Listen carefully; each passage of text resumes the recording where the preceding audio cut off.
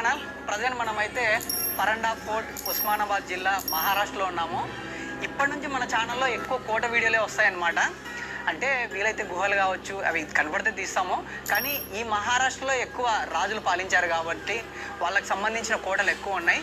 So మీరు కూడా ఎక్కువ కోటలు తిరగాలంటే చాలా ఓపిక ఉండాలా.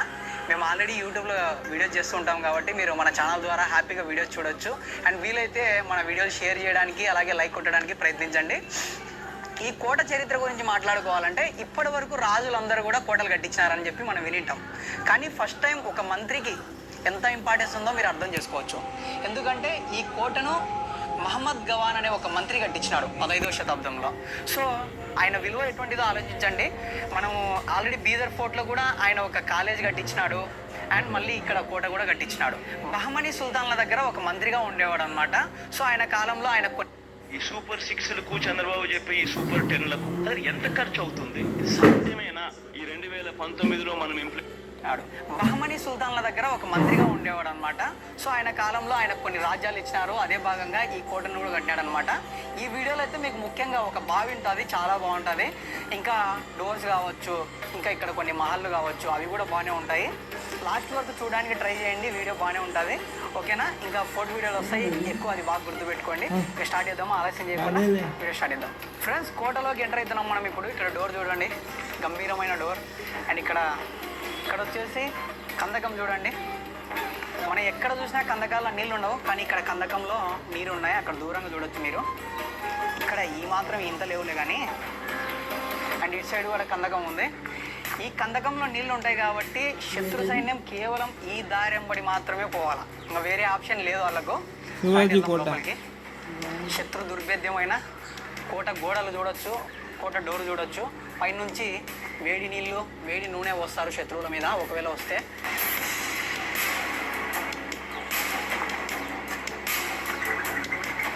ఎస్, లోపలికి వచ్చినాం.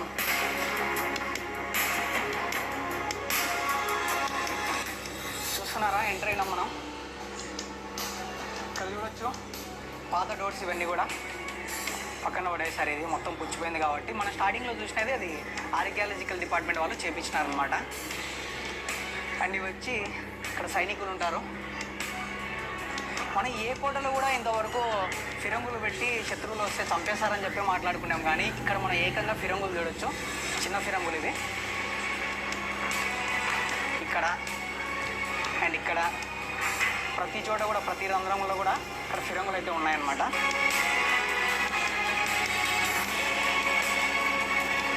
మొదటి డోర్ దాటుకొని వచ్చినారంటే ఖచ్చితంగా దొరికినట్టే. ఎందుకంటే ఇక్కడ ఫిరంగులు చూడండి చుట్టుముట్టినాయి.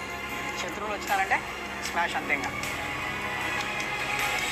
రెండవ ద్వారం దగ్గరికి వచ్చినాం మనము.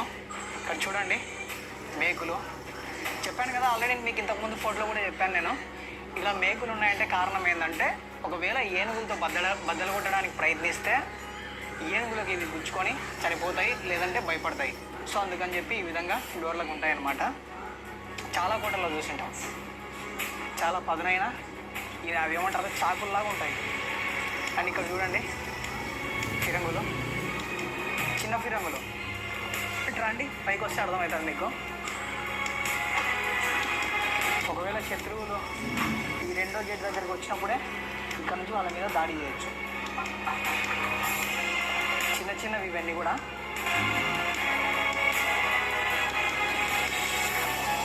ఇక్కడ మొత్తం 3 ఉన్నాయి. ఇవన్నీ కూడా కింద. ఇక్కడ చూడండి ఇటు సైడ్ వెళ్తే సైనిక స్థావరాలు అటువంటివన్నీ ఉంటాయన్నమాట. ప్రస్తుతానికైతే మనం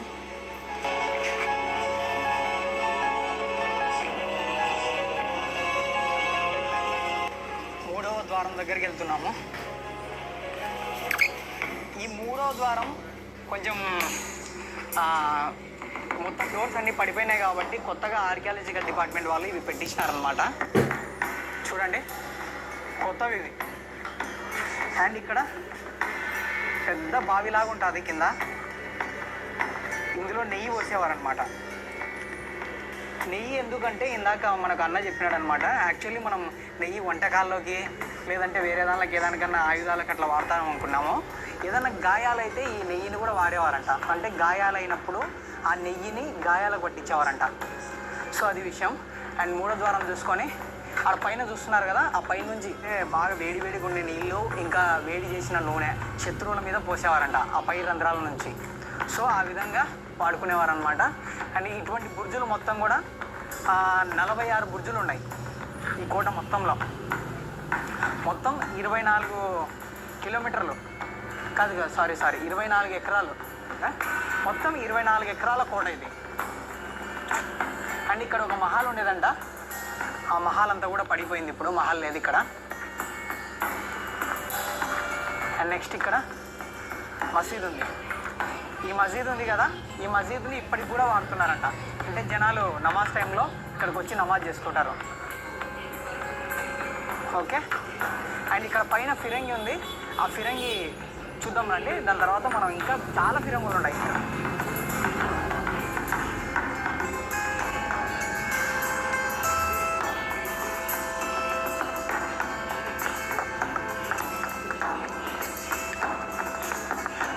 ఫ్రెండ్స్ పైకి వచ్చిన తర్వాత ఇక్కడ చూడండి,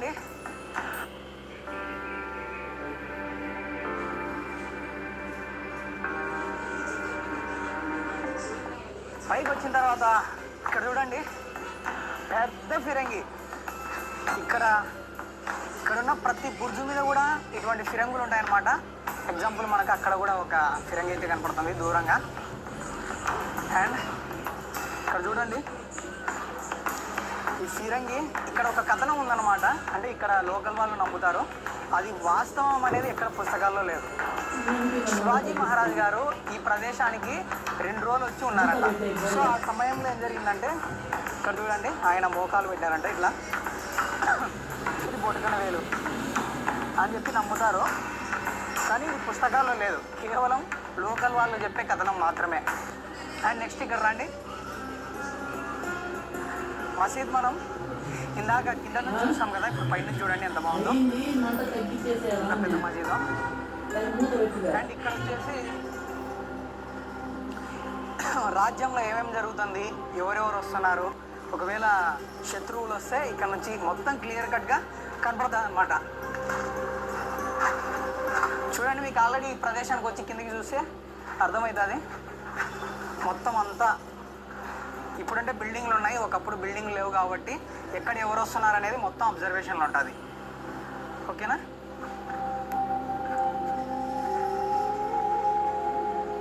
ఇదేందిరా ఘోరం, ఈ తొట్టిలో నీళ్లు చూపించకుంటే ఏమని మీరు అడగచ్చు.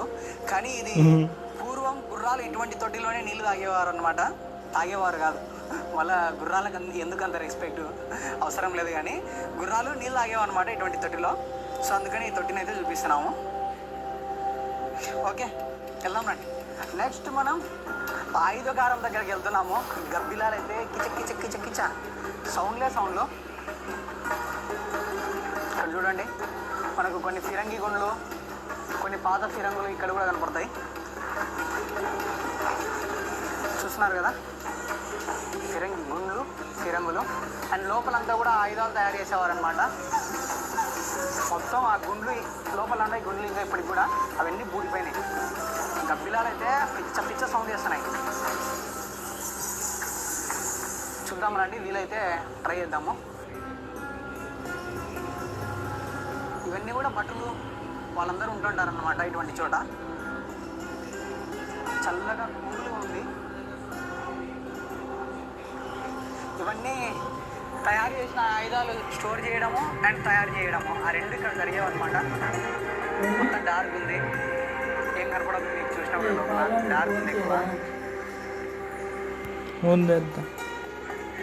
అదో ఇక్కడ లోపల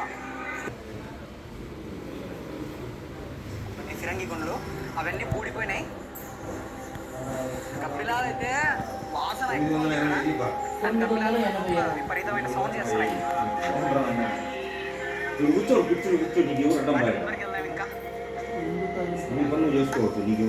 ఇక్కడ వచ్చేసి పురాతన త్రవ్వకాల్లో బయటపడిన కొన్ని స్వాముల్ని ఇక్కడ పెట్టారంట లోపల. అంటే కొన్ని విగ్రహాలు అవన్నీ బయటపడతాయి కదా, సో అవి లోపల పెట్టారంట. ఇక్కడ రాజుగారి కోట అన్నమాట ఇది. ప్రస్తుతానికి ఓపెన్లో ఉందో మరి క్లోజ్లో ఉందో తెలియదు. ఇక్కడ రాజుగారు స్నానం చేసేవారు అనమాట ఈ ప్రదేశంలో. ఈ ప్రదేశంలో అండ్ ఇంకో ప్రదేశం కూడా ఉంది. ఇక్కడ స్నానం చేసేవారు అండ్ మళ్ళీ అంటే ఎప్పుడు ఒకటే విధంగా ఉపయోగించారు కదా. కొన్నిసార్లు స్నానం చేయడానికి, కొన్నిసార్లు మొత్తం ఈ ఆస్థానానికి నీళ్లు తాగడానికి ఆ విధంగా ఉపయోగిస్తారు. ఎందుకంటే వీళ్ళకి బావులు అనేవి కరువు కాదు. అది చిన్న ఊరికి చిన్న కోనేరులాగా ఉంది. ఇక్కడ మనకు చూడొచ్చు. నేను షూ చేసుకునే కాబట్టి లోపలికి వెళ్ళాను. ఇక్కడ చూడొచ్చు మీరు, విగ్రహాలన్నీ కనిపిస్తాయి. ఇవన్నీ కూడా భూమి లోపల నుంచి బయట పడ్డాయి అనమాట. సో ఇక్కడ తీసి పెట్టారు బయట. అండ్ నెక్స్ట్ అక్కడ రాజుగారి దగ్గరికి వెళ్దాం రండి.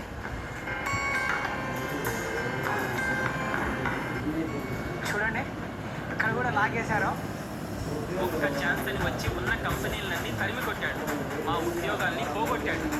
ఈసారి పక్కా టీడీపీనే. జాబ్ రావాలంటే జాబ్ రావాలంటే సైకిల్ గుర్తుకే మన ఓటు. మన మొదటి ఓటు మన మొదటి ఓటు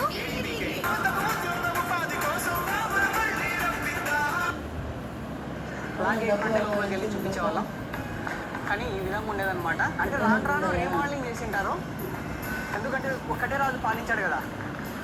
రాజులు మారుతుంటారు, కట్టడాలు కూడా మారుతూ ఉంటాయి. ఇక్కడ కూడా ఒక మహల్ ఉండేది. కేవలం గోడలు మాత్రమే మిగిలినాయి.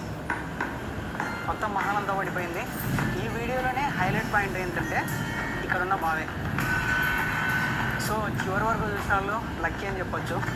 చాలా మంచి బావి ఇది. కేవలం రాజులు, రాణులు, వాళ్ళ కుటుంబీకులు మాత్రమే ఇక్కడ స్నానం చేసేవారు.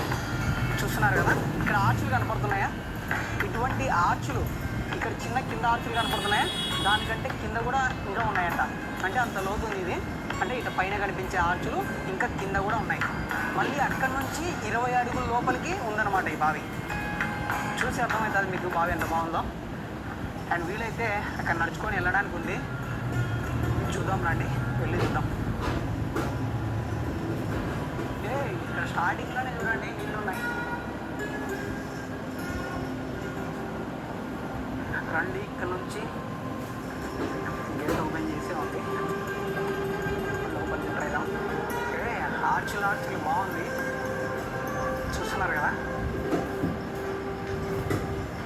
దగ్గరకు వచ్చాం మనం.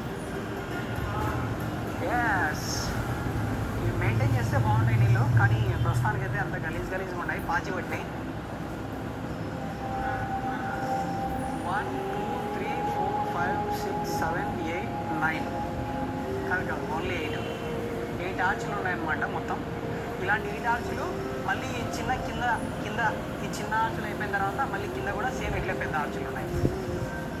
చాలా బాగుంది కదా బావి.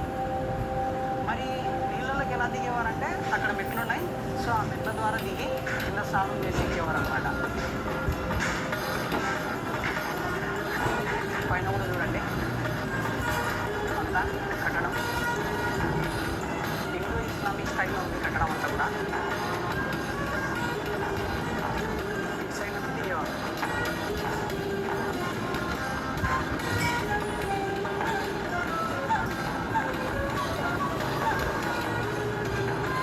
ఫ్రెండ్స్, యుద్ధాలు జరిగే సమయంలో రాజులు కావచ్చు, వాళ్ళ కుటుంబీకులు కావచ్చు, వాళ్ళు తప్పించుకొని వెళ్ళడానికి కొన్ని సొరంగాలు అనేవి ఉండేవన్నమాట.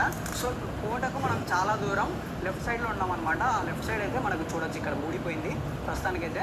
అప్పుడు కాలంలో ఇక్కడ నుంచి వెళ్ళేవారంట. అంటే ఏదైనా సమస్యలు, ఆపదలు వచ్చినప్పుడు ఈ గుహ లోపల దూరి బయటికి వెళ్ళేవారు.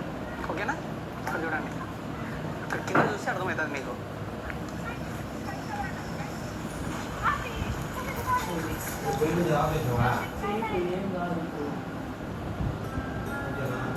ఫ్రెండ్స్ చూసారు కదా, యాక్చువల్లీ ఫిరంగులు చూపిద్దామని చెప్పి బుర్జుల పైకి ఎక్కుదాం అనుకున్నాము. కానీ ఇక్కడ దారి చూడండి, మొగాళ్ళు కాదు, ఏకంగా నరముల వరకు ఉన్నాయి చెట్లు. బాగా వర్షాలు పడుతున్నాయి కాబట్టి ఎక్కువ చెట్లు పెరిగినాయి, దారి మొత్తం మూసుకుపోయింది. సో ఎందుకు రిస్క్ చేయడం, మనం ప్రయాణం చేయాల్సింది చాలా ఉందన్నమాట. మెయిన్ అన్నీ చూపించాం. కేవలం మీకు ఈ కోటలో మిస్ అయింది కేవలం ఫిరంగులు మాత్రమే. ఓకేనా. ఇంకా మనం చాలా దూరం ప్రయాణం చేయాలా, చాలా వీడియోలు తీయాలి కాబట్టి ఇంతటితో వీడియో ఆపేద్దాం. ఎందుకంటే వర్షాలు పడుతున్నాయి, ఏ పుట్టలో ఏ పాముందో తెలియదు. ఇంత నడుము వరకు వచ్చినాయి చెట్లు. ఓకేనా. బాయ్ బాయ్ అందరికీ. కెమెరామ్యాన్ నరేంద్రతో మీ షాహిద్ బాయ్. ఇలాగే మంచి వీడియోస్ వస్తాయి. తప్పకుండా డిస్క్రిప్షన్లో ఇన్స్టాగ్రామ్ని ఫాలో కండి. వీడియోకి లైక్ చేయడం అనేది ఉంటే తప్పకుండా లైక్ చేయండి. ఓకేనా. సరే వేరే పంపు చేస్తాం లేమి అయిపోయింది.